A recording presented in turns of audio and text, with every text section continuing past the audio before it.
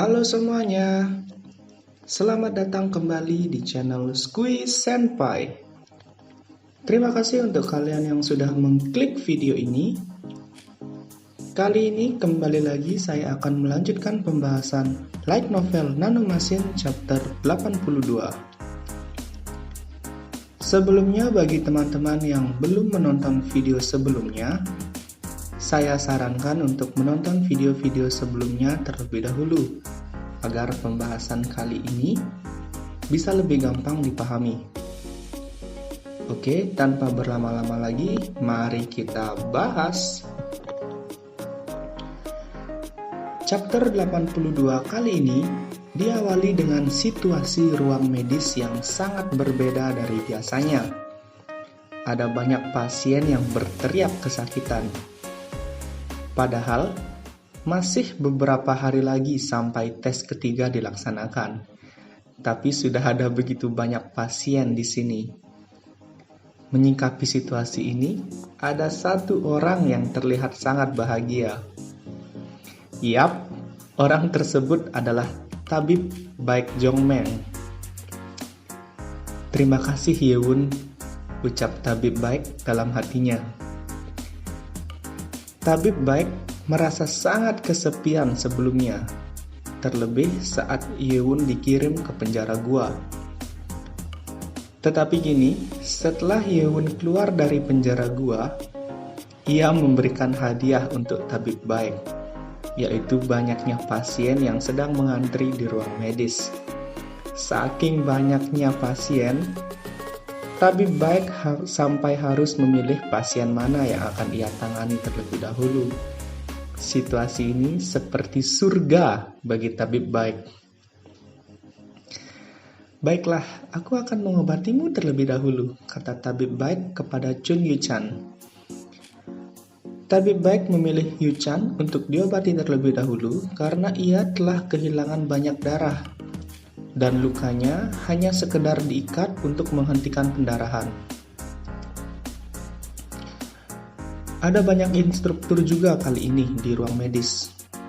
Karena jumlah pasien terlalu banyak dan Tabib Baek sampai sedikit kerepotan, jadi peran para instruktur di sini adalah untuk membantu memberikan perawatan ringan kepada kadet yang lain. Sembari memberikan perawatan kepada para kadet, para instruktur memperhatikan Tabib Baek. Para instruktur merasa keheranan. Bagaimana mungkin Tabib Baek bisa merasa bahagia di situasi seperti ini? Dan tanpa mereka sadari, ada satu orang lagi di ruang medis yang merasa bahagia. Orang tersebut adalah Oh Jong, anggota dari Yewon. Tuanku, gumam Oh Jong sambil terharu. Ia baru terbangun di siang hari. Ketika terbangun, ia langsung marah ketika mengingat ia yang tidak bisa menjaga tag kuning milik kelompoknya. Ia juga khawatir tentang apa yang mungkin dipikirkan Yewon terhadap dirinya. Namun semua kekhawatirannya menghilang dengan segera. Dia hingga harus menahan diri agar tidak tertawa terbahak-bahak.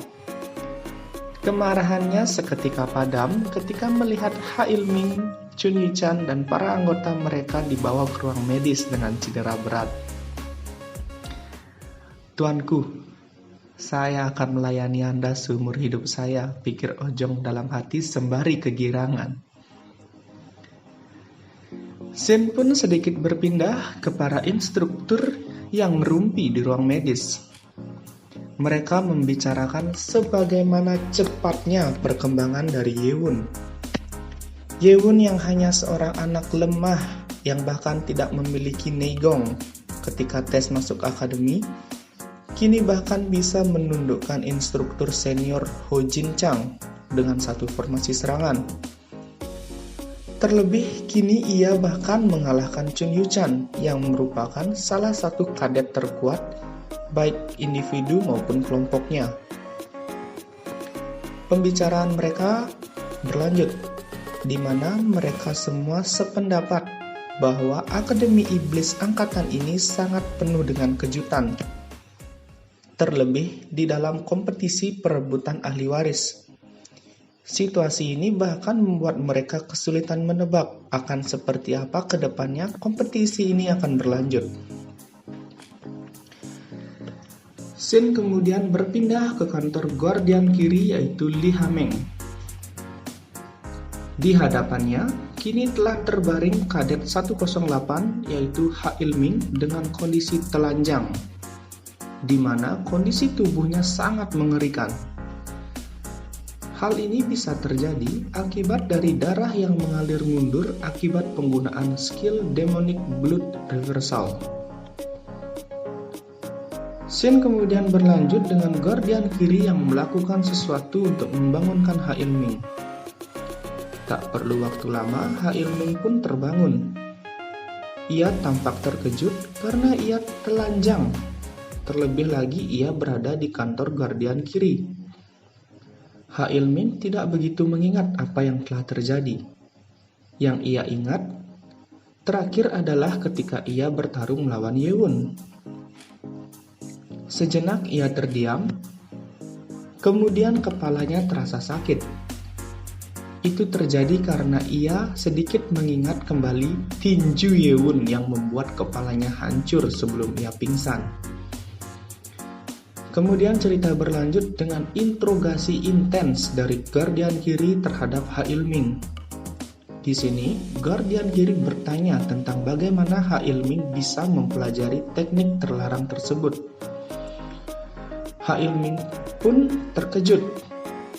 Ia mencoba untuk mengelak dan melawan, namun perbedaan kekuatan dan pengalaman antara keduanya terlampau sangat jauh. Ha Il-ming berteriak kesakitan, namun tak sedikit pun suaranya keluar dari ruangan guardian kiri. Hal ini terjadi karena guardian kiri telah menyelimuti ruangan dengan energinya, sehingga segala percakapan yang terjadi di dalam ruangan tidak akan bisa terdengar dari luar. Hal ini juga merupakan hal yang sama dengan apa yang guardian kiri lakukan saat berbicara dengan Ye-won sebelumnya. Kemudian, guardian kiri mengatakan tentang data diri Ha Il-ming ketika mendaftar masuk ke Akademi Iblis. Hal ini bertujuan untuk mempertegas bahwa guardian kiri mengetahui segala hal tentang Ha Il-ming, termasuk klan dari Ha Il-ming. Jadi, jika ia tidak memberitahu yang sebenarnya tentang bagaimana ia belajar teknik Demonic Blood Reversal, maka klan Ha Il-ming akan terancam keberadaannya, karena dianggap klannya lah yang telah mengajarkan teknik tersebut. Dan guardian kiri mempertegas hal ini, bahwa ia tidak pernah bermain-main ketika menginterogasi seseorang.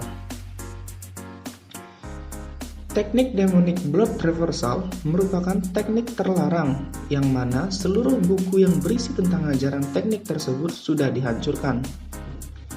Jika Ha Il-ming yang merupakan bocah 17 tahun mampu menggunakan teknik tersebut, maka sudah pasti ada orang lain yang mengajarinya.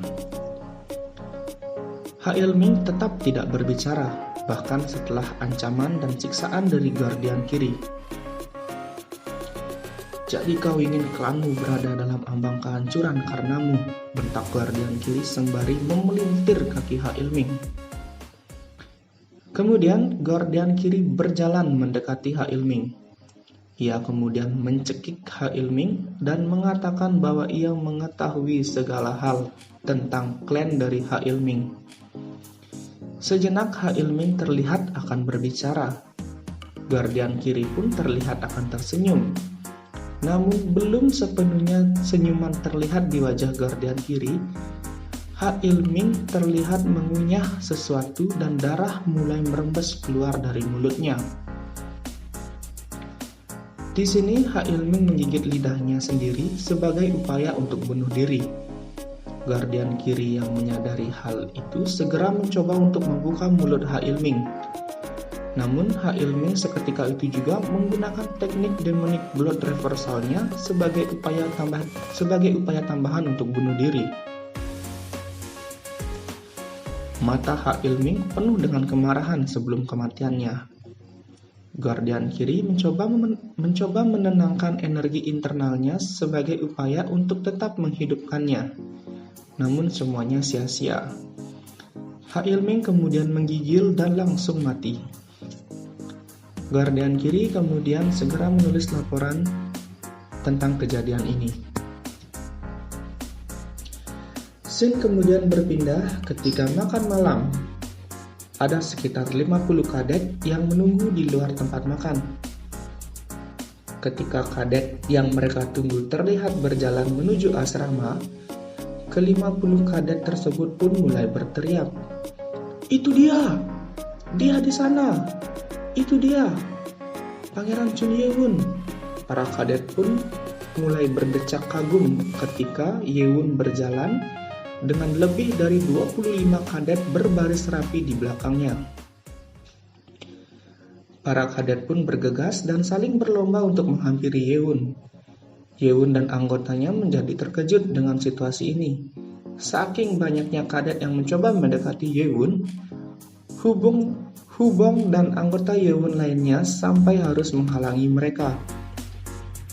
Para kadet mulai berteriak dan berdebat satu sama lain tentang siapa yang harusnya berbicara terlebih dahulu kepada Ye-won. Hubong yang melihat kondisi itu menjadi memerah karena kesal. Ia pun berteriak, "Berbarislah yang rapi!" Nah, chapter kali ini pun diakhiri dengan teriakan kesal dari Hubong. Terima kasih sekali lagi untuk kalian yang sudah menonton video kali ini. Jangan lupa tinggalkan like, komen, dan subscribe kalian. Tetap nantikan video-video selanjutnya dari channel ini. Dan untuk pembahasan selanjutnya, di light novel Nanomachine chapter 83 akan bercerita tentang perekrutan anggota baru Ye-won. Nantikan pembahasannya hanya di channel ini.